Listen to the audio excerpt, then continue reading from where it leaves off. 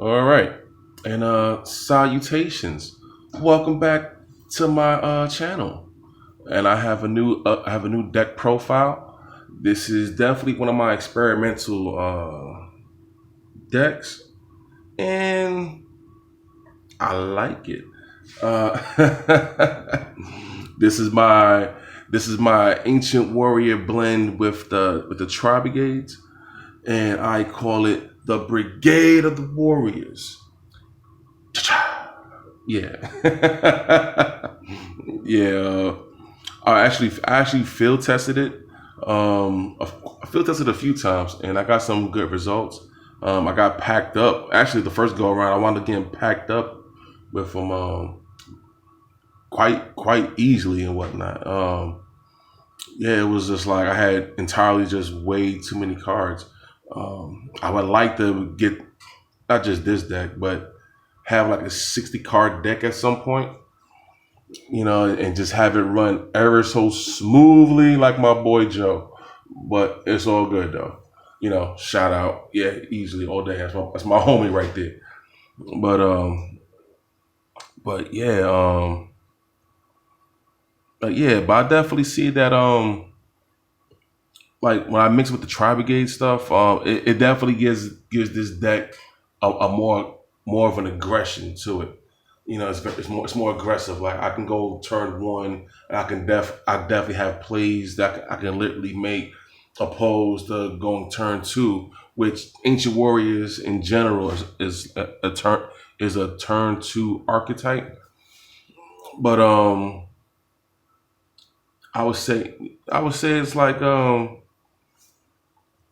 it's a I think my build thus far, like I think I'm on to something, and I'll feel I'll be able to. Let me see. I like for one. I like where is it at. It's one. Two. I'll let you know how everything turns out when I enter this deck into the next local tournament.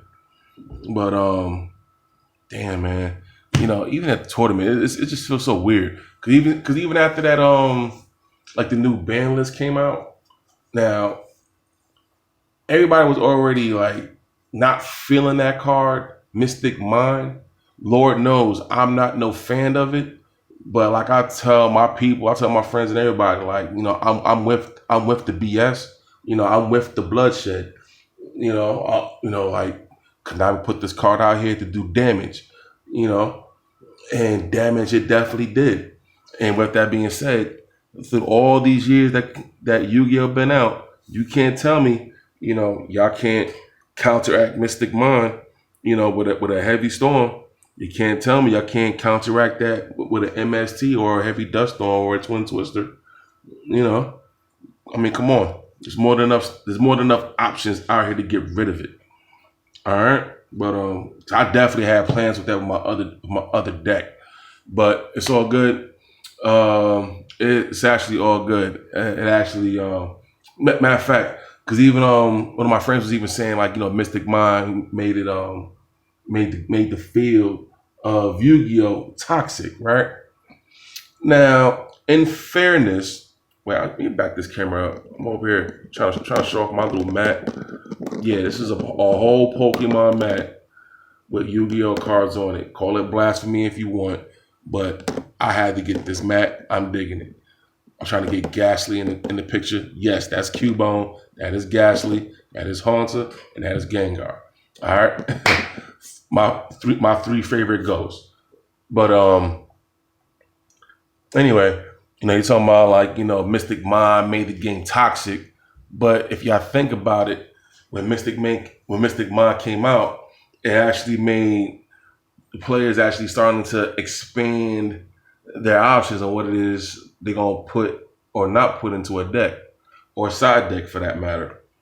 You know, which is why like an individual or individuals like myself, of the old school with that has like a more traditional way of thinking. Cause say like back then, whenever you put a deck together to do damage out here, start packing people up, you had to have what we call staples in a deck, right?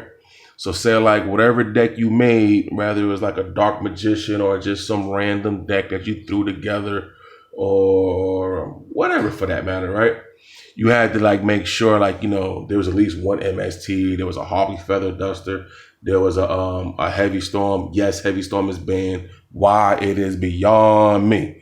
Because there was no winners with that damn card. Anyway, you had to have a Magic Jammer, a Magic Drain, just to be able to counteract certain spell cards and whatever it is that the opponent did. You had some kind of answer to interrupt something, right? Because you're not going to be able to catch everything, but you'll have enough response to something, right? Just to slow something down. But yeah, I think Mystic Mind definitely helped the game. But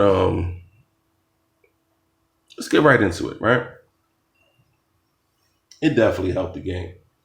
But oh yeah, that's right. I wanted to show off my sleeves. Yeah, my little Bruce Lee sleeves right here. Watch fire. All right, going into the deck, right?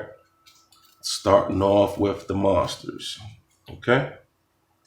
I only run 2 hand traps of the same one, and that's Drillin' Lockbird. I run 2 of him. I don't see the need for me to run an Ash Blossom or a Ghost Bell. Ghost Bell's cute. I don't see the need for me to have it in this deck, or even I might even add Snow Rabbit into this possibly, because that's only on the strength that I could pop whatever. But past that, I think Drillin' Lockbird does the most damage. What else?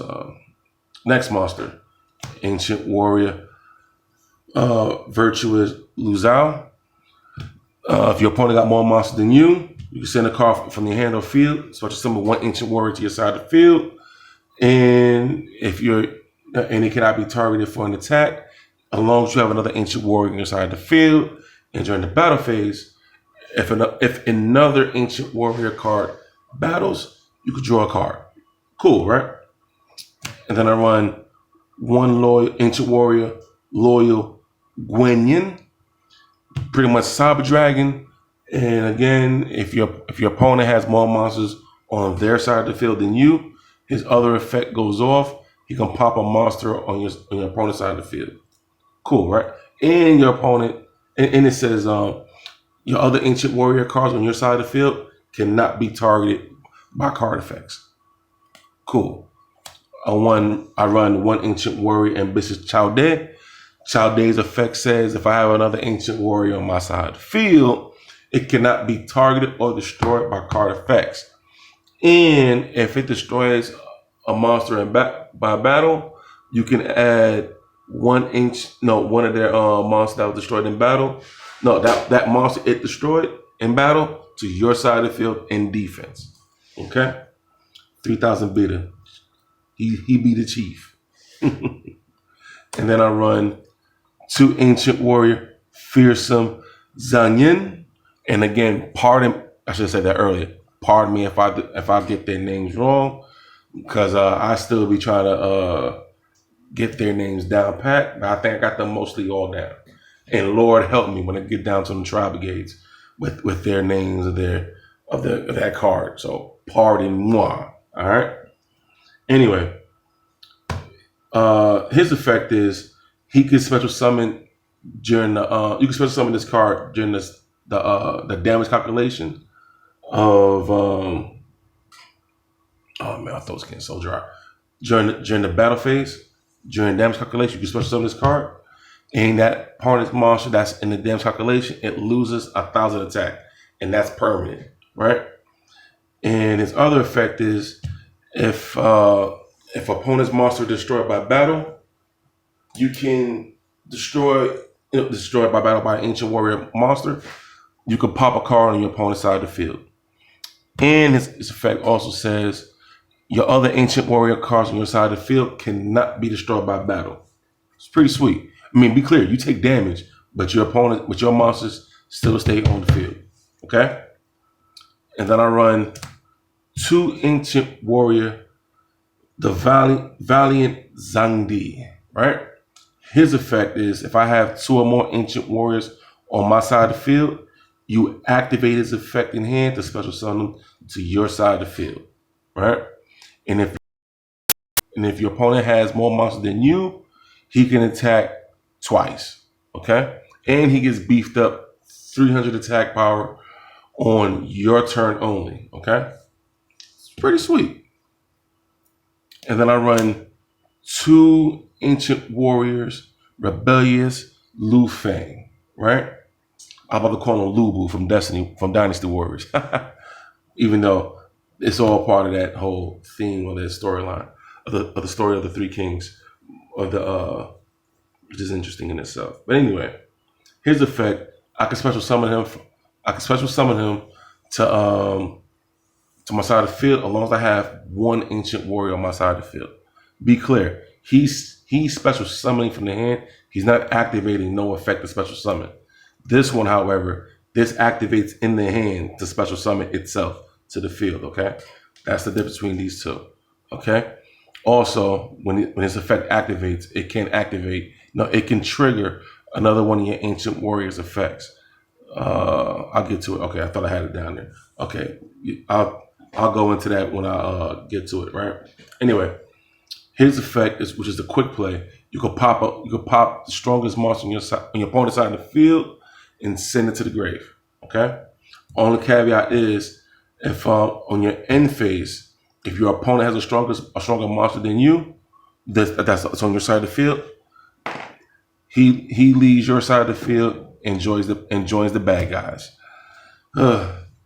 Rebellious mofo. Anyway, I run 2 Ingenious Zonkongs.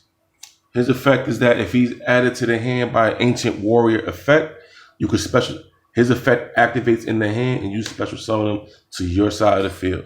Cool, no problem. His other effect, which is a quick play, if your opponent activates any effect on the field, you can negate it by sending an Ancient Warrior spell or trap card that's on your side of the field, continuous card on your side of the field to the graveyard to negate it. Doesn't destroy it, but it does negate it. Okay. And then I run. Is there a card sticking behind this? No, it's not. 3 Ancient Warrior Masterful Sun Mu. Sun Mu to me is like the MVP for the Ancient Warriors, right? He definitely assists in getting things moving and shaking, right? So his effect is while I control another Ancient Warrior on my side of the field, he cannot be targeted for an attack. Cool. And then his other effect is his other 2 effects is I could send a card from my hand or field to the graveyard to add 1 Ancient Warrior monster from my deck to the hand. Cool. And then whenever an Ancient Warrior effect is activated, other than himself, I could send a card on the opponent's side of the field back to the hand, except during the damage step. So that's pretty sweet. It has to be my fault. You target one of your opponent's monsters. I'm thinking it's like any other card. Nah, you target one of your opponent's monsters and send it back to the hand. All right.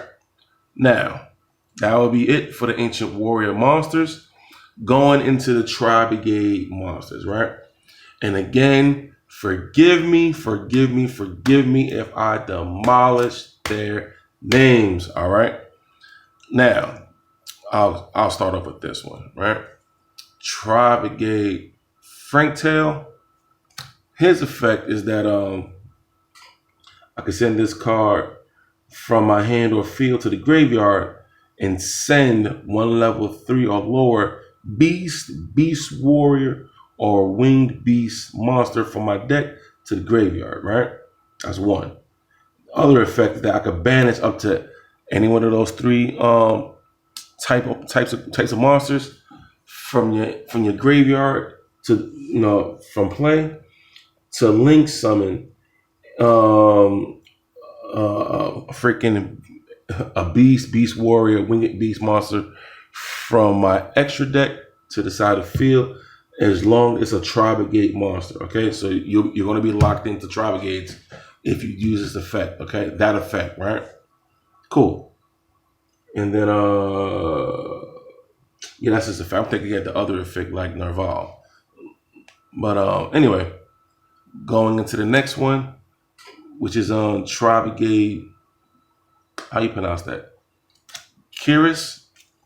Very similar effect to the last one, except that it's actually pretty much the same effect, except for the fact that you're discarding one beast warrior, and one winged beast from your hand to the graveyard to special summon this card. Okay, and then all the other stuff I said about Franktail ensues. Okay, and then I run 2 Tri-brigade kits. Kit is pretty sweet. Kit says I can which is very similar to the last one, is that I could banish any number of beast warriors and all the other stuff. The special to link summon a Tri-brigade monster up to and then for the what you call it? I just said it. Pardon me. But and on top of that, if this card is sent to the graveyard, I can send one Tri-brigade card from the deck to the graveyard. Okay, his effect very similar to the last two. Okay, as far as banishing, and then I can link summon for that rank. Okay, so if you're gonna send 2, you're gonna link summon for that 2. If you send 3, if you banish 3, you get the rank 3. If you banish 4, you get the link 4. Okay. Then the last Tri-brigade monster, I run 2 Nerval. Right. Nerval says if I have same effect as Kid. Right. Fast forward. If this card is sent to the graveyard, I can add 1 Tri-brigade monster from my graveyard to my hand. Okay. And that'll be it for the monsters. I'll go into the traps, right? I'll go into my traps. I only run 1 Tri-brigade Revolt. Debating on using another one, but its effect is very, very good. I can special summon up to any number of beast warrior, or winged beasts that are banished or in my graveyard, or both, to my side of the field, but its effects are negated, which is fine. But then after that, as soon as they hit the field, I immediately link summon for a Tri-brigade monster. Okay, which is pretty sweet. I can only use this once per turn. It's pretty sweet. So the stuff I wanted to banishing, I get that right back in my graveyard. It's pretty sweet. And then I run 1 Mirror Force. This is still one of my favorite trap cards, period. And then I run 1 Heavy Storm Duster. It's pretty sweet, right? And then I run, pardon me.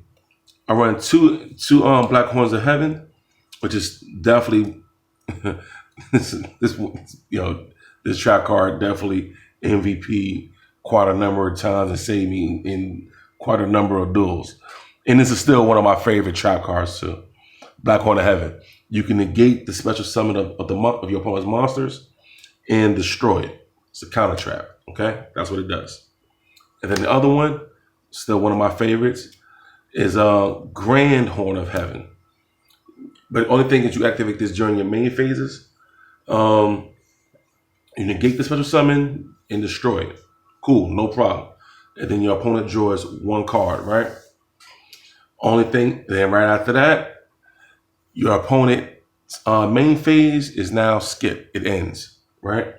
So that main phase immediately ends, and they are now in their next phase. Rather, that's the battle phase, or they want to go straight into their main phase too. Okay? It's pretty sweet. And that is it for my trap cards. And then I run 2 Fire Formation Tensu. I think y'all should know what that is. I run 1 Regeki, 1 MST, 1 Harpy's Feather Duster, 1 Pot of Arrows. I need my recursion. I need stuff to come back from that grave back into my deck, and I get my 2. 1 Fire Formation Tenki, and I run one Ancient Warrior Saga, Deception and Betrayal. This effect says, to those who are not aware of it, if I have, once this is activated, I can special summon one Ancient Warrior monster from my hand to my side of the field at the cost of me burning for 100 per level of that monster, right? So if I got Master Sun Mule, I use this effect to special summon him to my side of the field, I burn for 400. If I want to special summon the Ambitious Child Day off of this effect, I special summon him, but I burn for that 800. And his other effect is that at the cost of me popping my card, I get to hold on, technical difficulty.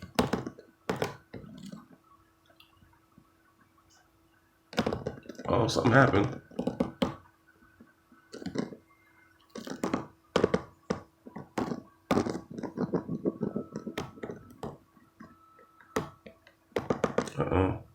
That's not good. Oh, I know what happened.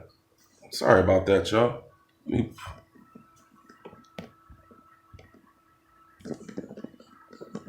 me pause my. Sorry about that, y'all. Started having some technical difficulties on my end. Again, my sincerest apologies. Hold on. Sorry about that, y'all. Again, my sincere apologies. I was going to his second effect, right? So his second effect is I can at the cost of popping this card, I could change the attribute of my Ancient Warrior attribute to any other attribute, okay? Which is all right. And then going into my other spells, Ancient Warrior Saga Burring of Arrows, which is pretty cool. I can half the attack of my opponent's monster and add it to any one of my Ancient Warriors. Cool, no problem, right? And then the other effect is that if this card gets sent to the graveyard while I have two or more different attribute Ancient Warriors on my side of the field, I can I can send this to the graveyard and then immediately search my deck for Ancient Warrior Saga 3 visits and add it to my side of the field face up. Which is pretty sweet. And speaking of, I run 3 Ancient Warrior Saga 3 visits. A card looks pretty goddamn sweet. It really is. During my main phase, I can, if an Ancient Warrior is normal or special summon on my side of the field, I can search my deck for any Ancient Warrior monster and add that to my hand. Cool, no problem. Now, if this card leaves the field and goes to the graveyard, I can special summon one Ancient Warrior monster from my hand and special summon that to my side of the field, which is pretty sweet. It shouldn't be a problem if you run like an all Ancient Warrior deck or whatever, because you'll wind up saying like you're gonna wind up sending something from the hand or the field to the grave with no problem. And either way, on your second, shit, over here dropping stuff. My apologies, y'all. I'm at work. Pardon me. But yeah. Either way, this card pops itself on your second standby phase to the graveyard anyway. So whatever you're gonna do, just be mindful of that. All right. So that would be it for the main deck. And then going into my extra deck is, how many cards I'm running this extra deck? 1, 2, 3, 4, 5, 6, 7, 8, 9, 10, 11, 12, 13, 14. Oh wow, okay, actually 15. I thought I had 13. All right. I run, again, forgive me on the pronunciation of these names. They are out there for me, right? So I run 2 Tri-brigade Shrag the Ominous Omen. I think that's how you pronounce that name. He's pretty sweet.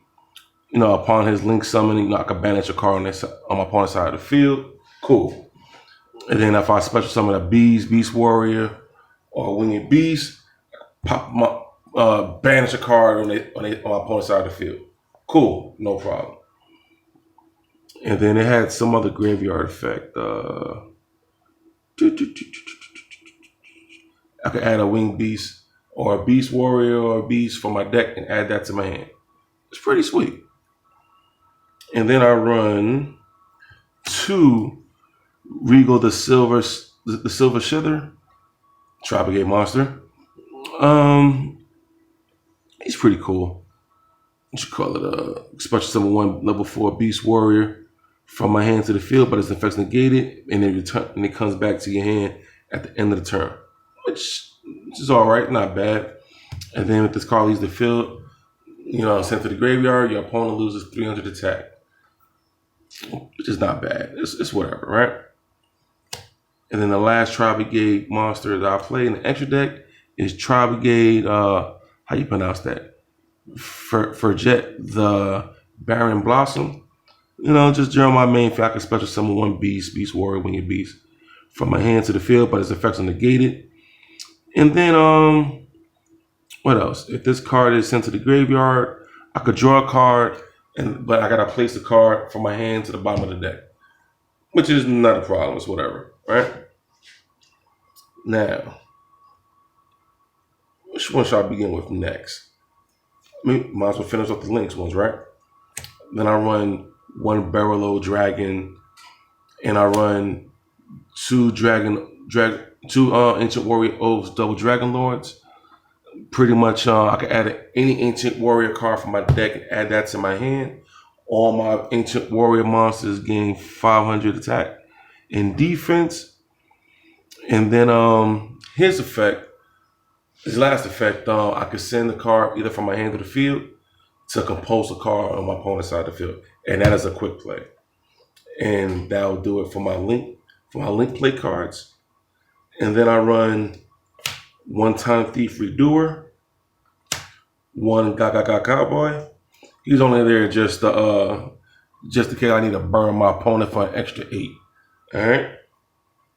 And then I run number 27, Dreadnought. You'll see why. Because I can do it. All right. And then I destroy a monster, of course. And then I'm able to rank him up to Gustav Max. Get that burn thing going right before I rank him up to Juggernaut Libya for the extra oomph and power. That's right. I was a whole black fist. That's right. Yeah, that's right. And then the last of my extra deck is Brother of the Fire Fist, Tiger King. Tiger King actually works very, very well in this deck. I actually need to start bringing them onto the field more often. It's just that when I get to my look at my field of what I got, it be real beefed up on my side of the field. I'll be having options on how I'm gonna apply pressure to my opponent, start stressing them out. But that's really it for my deck.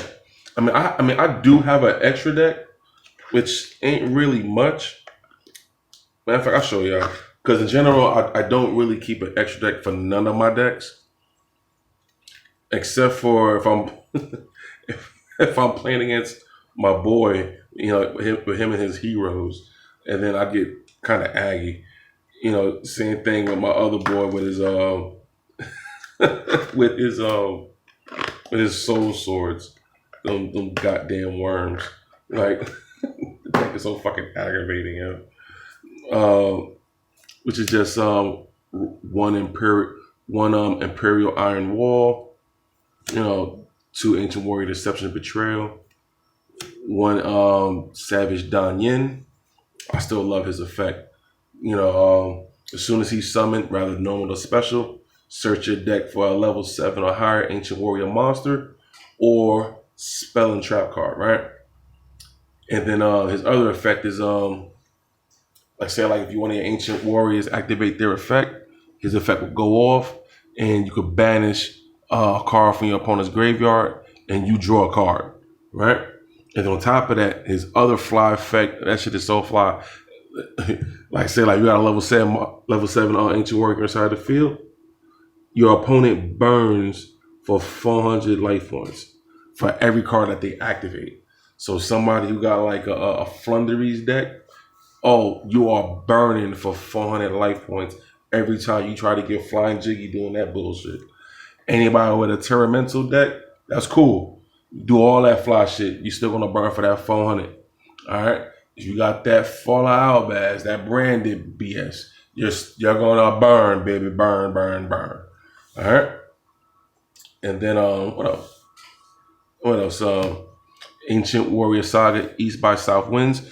You know, a few of the guys at the spot I go to my local tournaments at, they look at me like I'm crazy. Like, why don't I run this? You know, I'm just like, I don't necessarily need it. It's a good effect. I don't necessarily need it in the main deck. You know, pretty much I flip a coin if it's heads. No, if it's tails. Wait a minute, flip a coin. So it's heads. If it's heads, I send it to the graveyard, right? But if it's tails, all my Ancient Warrior effects resolve, right? Cool. But if this card goes to the graveyard, when my monsters declare an attack, I can destroy one card on my opponent's side of the field. It's not bad at all. How many cards was that? 1, 2, 3, 4, 5. And then one Sacred Sword of the 7 Stars. One Nightmare Unicorn. One Phoenix. One Apollosia, the Bow Goddess. And that's really it. Even though I had that extra unicorn. But that's really it. My extra deck ain't really bust so much to get uppity about. Anyway, but when I did play with this deck, it definitely did give it way like a whole lot of aggression, and I'm still toiling, I'm still tweaking it and whatnot. But for where's it at right now? Because I definitely got packed up early. No, I got packed up early and fast. You know, because my deck was at 49. I got it down to like 41, 42 cards. And when I got right down and back into that pocket, I was pulling everything that I need. I was able to get busy using the Tri-brigades. You know, like I had options. Like I was link summoning. Like the link summons were there. And again, normally I don't link summon with Ancient Warriors. I get busy on the strength of Ancient Warriors. And then with the Ancient Warriors doing what they do with the extending and doing, it was a beautiful look. But I took up enough of your time. I hope what I brought forth on this live, or not live, but in this video, was able to help at least some of y'all out there.